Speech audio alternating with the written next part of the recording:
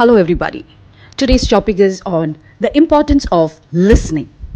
So, let's define listening as making meaning from sound. It's mental process and its process of extraction. We use some pretty cool techniques to do this. One of them is pattern recognition.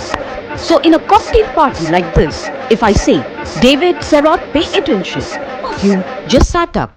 We recognize patterns to distinguish noise from signal and especially a name. Differencing is another technique we use. If I let this ping noise on for more than a couple of minutes, you would literally cease to hear it. We listen to differences, we discount sounds that remain the same. And then there is a whole range of filters.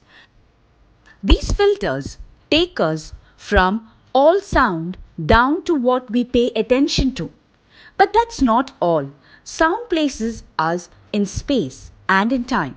If you close your eyes right now in this room, you are aware of the size of the room from the reverberation and the bouncing of sound of the surfaces. I said at the beginning, we are losing our listening. Why did I say that? Well, there are a lot of reasons. For the first of all, we invented ways of recording. First, writing, then audio recording, and now video recording. As well, the premium on accurate and careful listening has simply disappeared.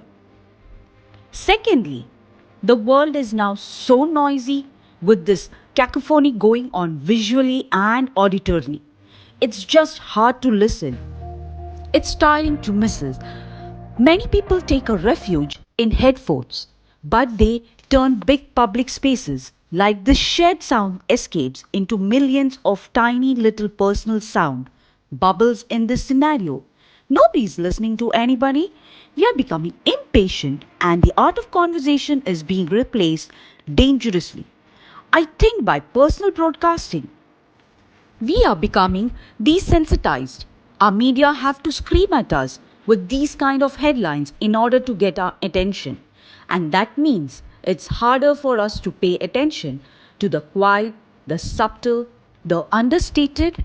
This is not trivial because listening is our access to understanding. Conscious listening always creates understanding, and only without conscious listening can these things happen. A world where we don't listen to each other at all is a very scary place. Indeed, I believe that every human needs to listen consciously in order to live fully, connected in space and in time to the physical world around us, connected in understanding to each other, not to mention spiritually connected, because every spiritual path I know of has listening and contemplation at its heart. Hello everyone, my name is Sindhu. I'm your English coach. I use activities, games and exercises to teach you English and make you a master in communication. I have helped thousands of students and participants to become a powerful presenter and confident communicator. Please subscribe to our channel and motivate us to make more contents like this. Thank you.